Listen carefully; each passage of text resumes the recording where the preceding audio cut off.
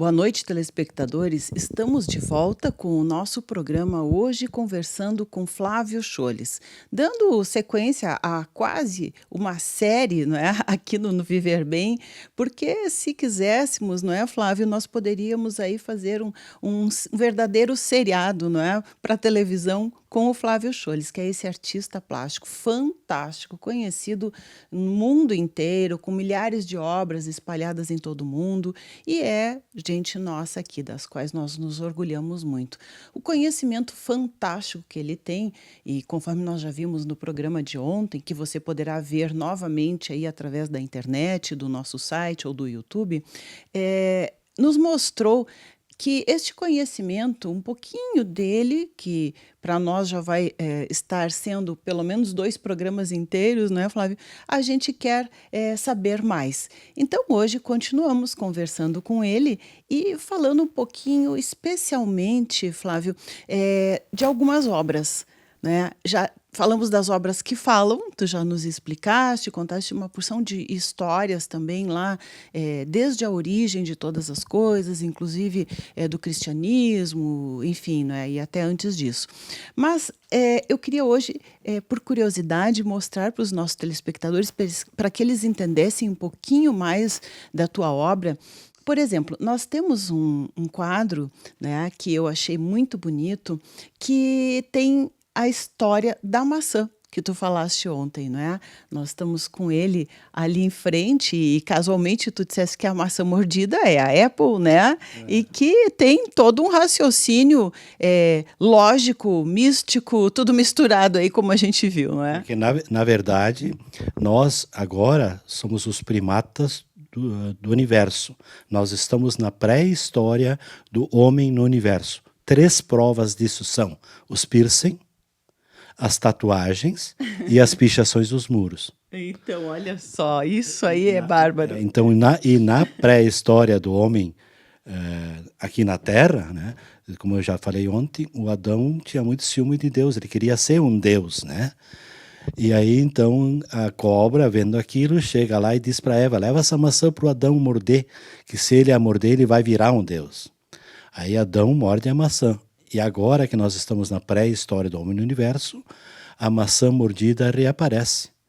Aqui em 2 irmãos, a Apple, né?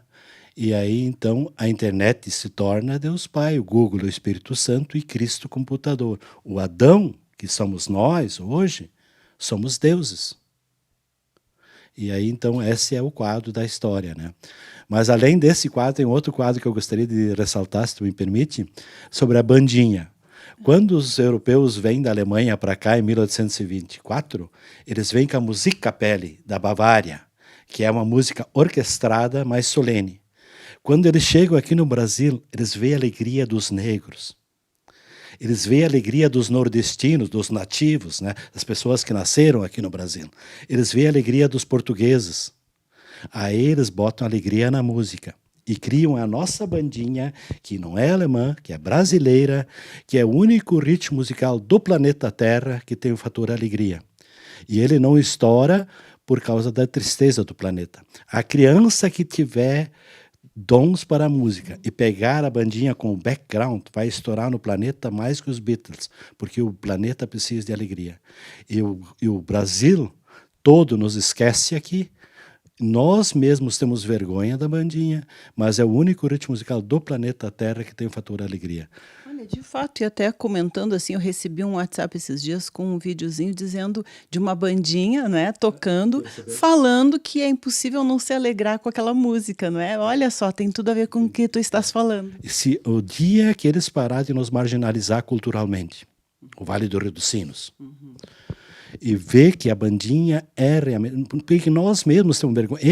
E é engraçado que os próprios músicos, né? Porque quando nós tivemos que ir para a cidade, né? No meu caso, eu tive que trocar o dialeto, eu não sabia falar português, pelo português, eu tive que trocar o chucrute pela feijoada, eu tive que trocar a bandinha pelo samba, e eu tive que trocar o Kerp pelo carnaval. E a cultura brasileira era afrodescendente. Daí entra no meu trabalho o tal do cubismo expressionista. Porque quando eu estava na colônia, as situações da colônia que eu pinto nos meus quadros, eu uso o expressionismo alemão, que era a arte degenerada do Hitler. E quando eu chego de São Paulo, jamais teria feito esse trabalho sobre a região se eu não tivesse ido para São Paulo, porque aqui na região eu era colono, em São Paulo eu era gaúcho, na Alemanha, na Europa eu era artista. Né? E aí, então, lá em São Paulo, a professora de folclore, naquelas suas aulas geniais, ela também era professora na USP, disse: a cultura gaúcha, o Rio Grande do Sul em termos culturais é dois. Do Guaíba para lá, o gaúcho, pilchado, com sotaque, roupa, comida, característica, e explorado plástica e culturalmente. E do Guaíba para cá, os descendentes de alemão, italiano e japonês, com sotaque, roupa, comida, e não explorados plasticamente. Digo, sou eu. Vou voltar para Novo Hamburgo e a FENAC vai me lançar internacionalmente. Só que eu caio em Hamburgo Velho, que era o reduto neorrenascentista do Estado.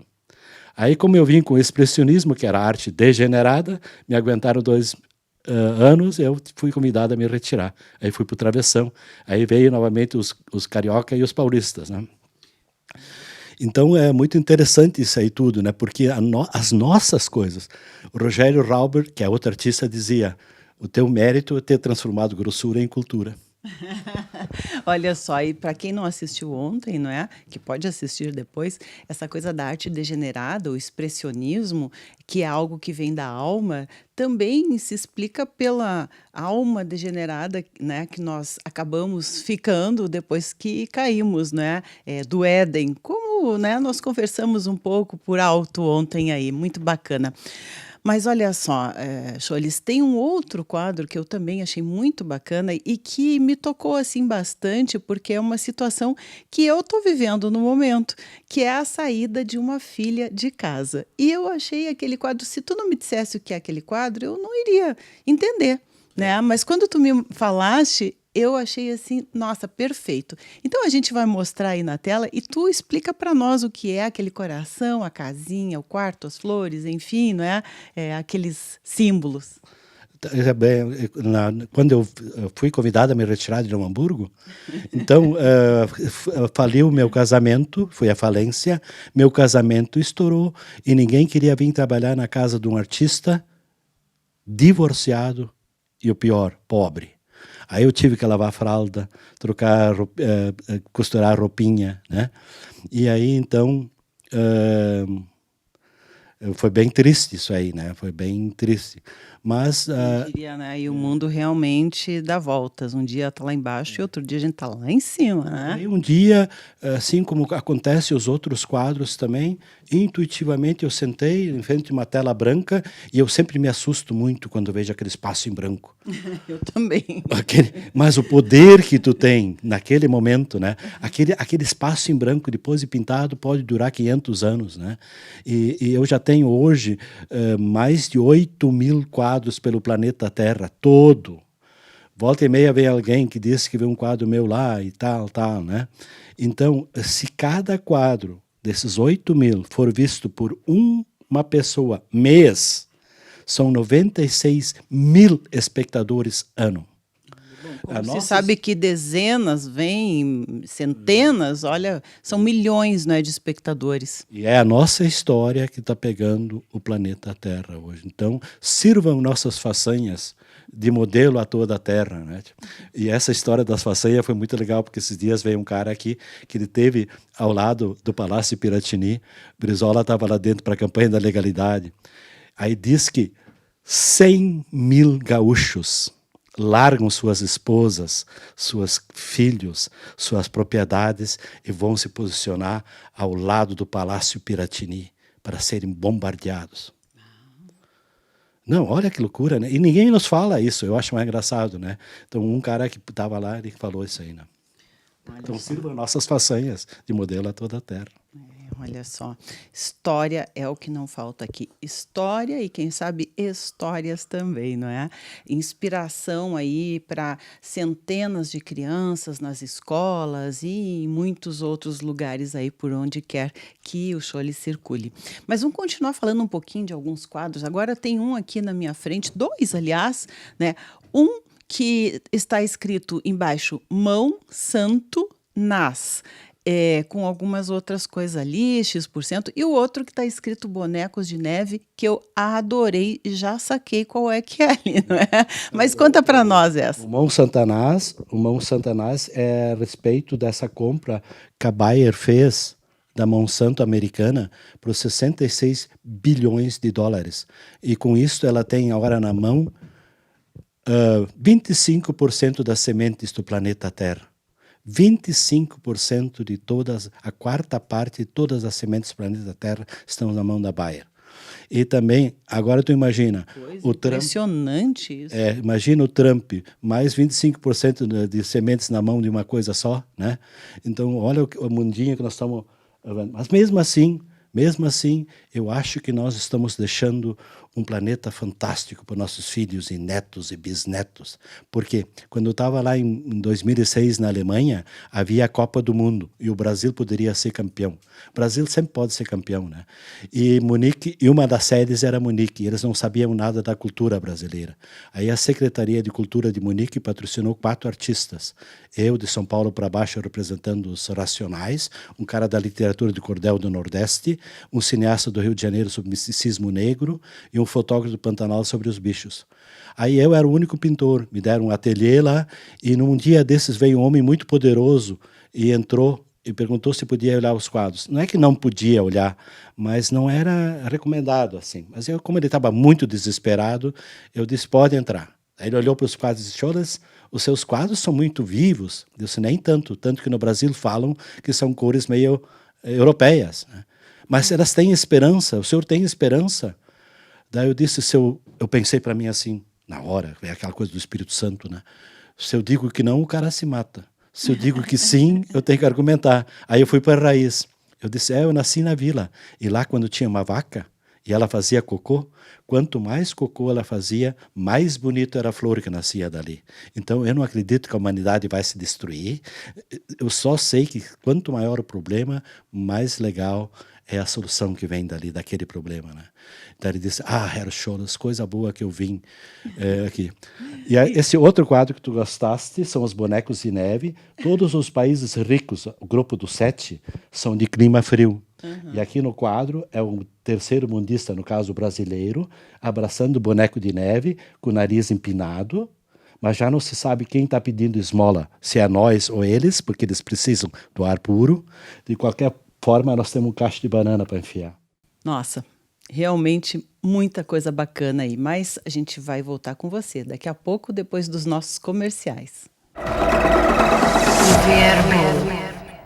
Estamos de volta e continuamos a falar da obra fantástica de Flávio Scholz. Ele estava há pouco aí no outro bloco, também no programa de ontem, né, nos contando um pouco de como surgiram todas essas obras, inspiração, toda essa história, toda a expressão que ele passa através das suas obras e que sempre tem uma história específica para contar.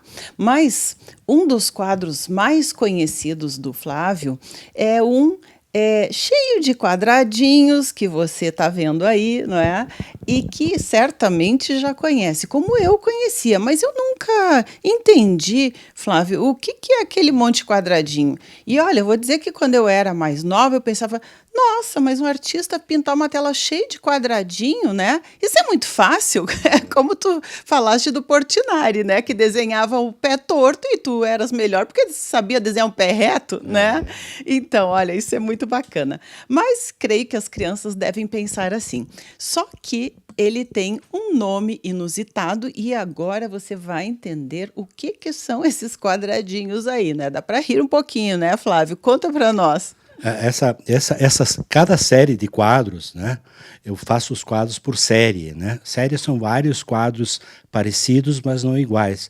Uma das séries muito famosas em todo o mundo é a série dos quadros de Girassol do Van Gogh. Então ele fez muitos quadros sobre girassóis, então era a série dos girassóis. O Manet pintou 300 vezes a Catedral de Rouen. Né? Então são a tal das séries. Eu tenho muitas séries e uma delas, a que mais faz sucesso e a que mais vende, chama-se Cozinhos Doce. Então, a pessoa que faz cu doce. E ela surgiu, para começar para contar só como surgem as séries, na década de 90, eu ainda era muito pobre, eu tinha uma TV preto e branco, 1990, que ligava assim com a mão, tinha um seletor manual de canais, tinha um toca-disco de vinil, que tinha que pegar o braço cansado e botar ali em cima para girar. Aí um exportador de sapato estava em Nova York e viu os quadros meus numa galeria em Nova York. Então ele me conhecia, disse, mas são do Cholas, o que esses quadros estão fazendo aí? Entrou na galeria e perguntou. Ele disse, é de um artista latino-americano. Onde é que vocês compraram? Tinha comprado uma galeria em São Paulo, a maior do país na época, e perguntou o preço, só que não me falou o preço. Aí ele chegou lá, está vendendo esses quadros a esse preço? Sim, então é tudo meu, começa a fazer agora só para mim. Aí, então, nessa troca, então, entrou um CD player com controle remoto, um vídeo com controle remoto, uma TV colorida com controle remoto, um telefone sem fio. E aí, num sábado meio cinzento daqueles, cheguei lá na frente do apartamento, apertei um botão, abriu o portão da garagem. O botão do elevador, botão de interfone, botão da campainha. E ainda ia vir os móveis. Então, sentei em cima do colchão, botei uns travesseiros aqui atrás das costas, peguei o controle do CD player, o controle do vídeo, da TV colorida, mais o telefone sem fio. E comecei a mexer naquilo. Eu disse, nossa, só falta um pinico, que eu já não me levanto mais daqui. Eu disse, pô, mas o cara que está sentado atrás dos botões controla o mundo. Só não salva porque não quer, porque faz com doce. E aí, dos botões de controle remoto, eu fiz a série dos quadros Cozinhos Doce, sem saber que a imagem da TV era em pontos e a imagem do computador também era em pontos. É a série de quadros meus que fazem mais sucesso. Né? Olha só. Como tem coisas por detrás de uma que aparentemente para nós, aos nossos olhos, né, ignorantes, digamos assim, não enxerga quanta história, quanta motivação para se fazer, né, pintar uma tela, quantos pensamentos, não é, vêm e que são traduzidos nas telas. Eu acho isso maravilhoso. No produto final, né? E essa expressão só existe na língua portuguesa, fazer com doce, né? Uhum. Então é bem interessante assim, porque quando eu traduzo em outras línguas para outros países, o nome fica igual, né? Então não sei se eles sabem, né, o que é, mas depois conta a história traduzida. Né? Fizemos agora um livro, a Cultural fez um livro que ganhou excelência gráfica no estado e nós pegamos o BRICS, então o livro foi traduzido para o russo, para o inglês por causa da África do Sul e Índia, mandarim da China e português foi escrito. E alemão por causa do patrocínio. Quem patrocinou foi uma multinacional alemã. Em inglês, vamos, quem sabe, botar lá Mini Assholes. Bem, Flávia, agora nosso programa de novo já está quase chegando ao fim. A gente não mostrou assim nem um milésimo, né, de tudo que a gente gostaria de estar trazendo para os nossos telespectadores. Mas isso é bom porque eles estão convidados a vir aqui no teu ateliê conversar contigo, saber de tudo isso, ver as tuas telas espetaculares e também acessando o site poderão conhecer. Se não conseguir levar todas, tem um livro maravilhoso, né, onde nós, quando não podemos ter as telas, os quadros do Flávio, a gente folheia aquele livro fantástico e saboreia, não é? Com os nossos sentidos aí, toda essa beleza. Então, no final agora, eu vou pedir que tu escolhas um quadro, uma tela, para que a gente conte mais uma história aqui, né, para os nossos telespectadores. Na verdade, só para complementar, no site também tem esse livro, que está lá, só dá para folhear o livro no site, né? Esse livro que a gente escolheu, o BRICS, para atingir, no caso, né? Já escolheu? Eu vou escolher um da série desses que quando eu ia para Gramado, porque aqui eu ficava muito sozinho, né? Então eu aluguei uma peça em cima da Velha Bruxa no centro de Gramado.